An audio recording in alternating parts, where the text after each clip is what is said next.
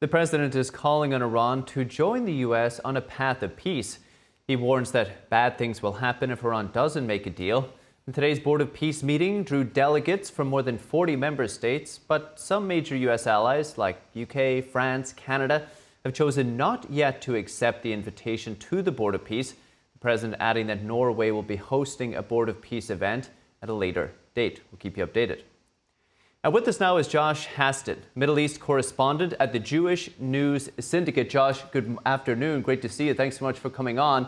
We saw the president and his team laying out pretty ambitious plans for rebuilding Gaza, luxury condos, data centers, industrial zones. His team, though, admitted that the development will only begin when safety can be ensured. What is the path to making that happen? So the first thing is that Hamas must go. And I think the president made that very clear, as did Israel's foreign minister who's there at the Board of Peace. And at this point, we're talking about this International Stabilization Force. And a lot of questions there. Will that force be put into place immediately? Will that happen soon? Or will that happen once Hamas is gone? And that's not exactly clear at this point. Curious to know if that force will actually come in and perhaps themselves try to fight against Hamas and get rid of what remains of Hamas. Hamas also having thousands and thousands of weapons, and those must go as well. Until that happens, as the president made clear, we cannot have peace. Hamas must go. Is there a formal mechanism in place, for example, for them to give up their weapons, Josh? At this juncture, I don't believe so. I mean, right now they're talking about it again. Today was the first meeting of this Board of Peace. Again, I saw countries pledge that they're going to send troops to that International Stabilization Force. But I know the president said that he believes that Hamas at this point, they want to live. They don't want to die for their cause. And unfortunately, we've seen Hamas for 20, 30 years, if not more. We've seen them prepared to die for their cause. Let's not forget, even before October the 7th, all these suicide bombings which plagued Israel back in the 90s and early 2000s. We know Hamas is unfortunately willing to die for their cause, fighting behind children. How many times have they done that? So at this point, they're determined to hold on to their weapons, and they openly say they're not willing to give up their weapons. So we'll have to see how that plays out in opposition to what President Trump wants. Well, how do you square this circle then, Josh? A few weeks ago, Hamas said it's now fully prepared to hand over the reins to this new, they're calling it technocratic government arranged by the Trump administration. They said they'll hand it over once that government arrives and these technocrats arrive in Gaza. What is holding up their arrival? You have to take everything Hamas says with a grain of salt. Let's remember they are a terrorist organization. They've murdered thousands and thousands of people, not only Israelis, Americans, and citizens of the world. So you have to take what they say with a grain of salt. They may agree to something today and then go back on their word. Even with the hostage negotiations, you saw Hamas saying they'd be willing to do X, Y, and Z and then backing down from that. Let's remember it was Israel that went in and recovered the body of that last hostage. We shouldn't forget it was the brave IDF soldiers went in there and actually risked their lives to bring back the last hostage. So Hamas is a maniacal terrorist organization, just like ISIS, just like Hezbollah, just like all the other terror organizations, unfortunately, in the region. So you have to be careful in terms of what they say compared to what they actually do. It's fascinating to think how this may play out. Josh, we heard at the meeting this morning, the midterm plan is to have, I believe,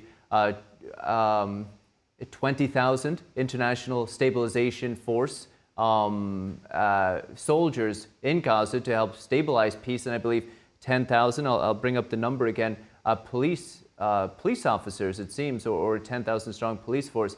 How does Israel feel about this type of arrangement, do you think?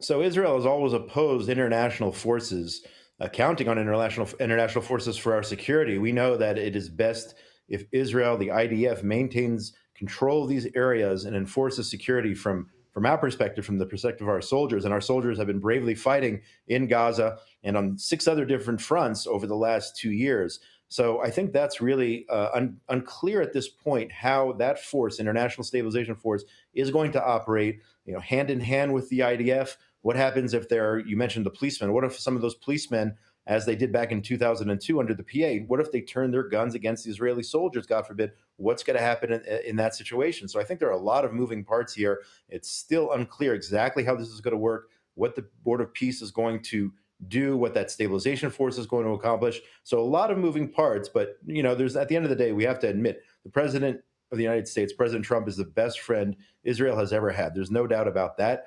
And he's very optimistic. He wants to make peace. You can see he doesn't want conflict. He gave Iran another notice today, another 10 days perhaps before the U.S. might decide to strike. He's trying to avoid that. But if necessary, we've seen the United States before, alongside Israel, attack Iran and elsewhere when necessary. I just want to make a note that the American general who is the commander of the International Stabilization Force, he today said that the midterm plan is to have 12,000 police and 20,000 International Stable Force soldiers in Gaza, just to follow up on what I had said.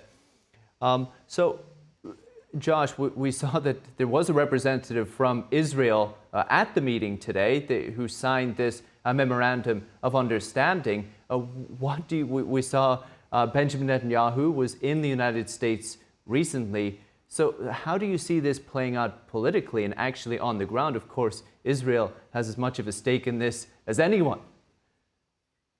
Yeah, absolutely. And we are actually entering an election cycle here in Israel. The elections must be held per the law by October. So you have the prime minister right now. He is the front runner in the polls. You have former Prime Minister Naftali Bennett right now his party polling in second place. So whether you like it or not, that's the way of the world right now. Things are political, and whether Israel takes certain actions could be based with politics in the back of everyone's mind. So again, it is an election season. Elections could, if the prime minister calls elections now, those could happen in another 90 days. The prime minister is, whether you like him, don't like him, he is the most experienced, best politician this country's ever had. So he's definitely going to do what's best in terms of his future political career, as he has every intention to run for prime minister again. So we're going to see how that plays out between now and October. Anytime between now and October, we could have elections again here in Israel.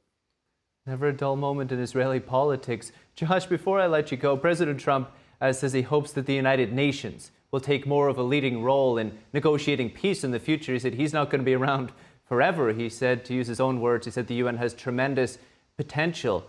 How do you see this Board of Peace existing alongside the UN? That's a great question. I mean, it seems that the Board of Peace has accomplished more in its first day or even before it officially met than the United Nations has ever accomplished. I mean, that's really what it is. I mean, countries give millions and millions of dollars to the UN.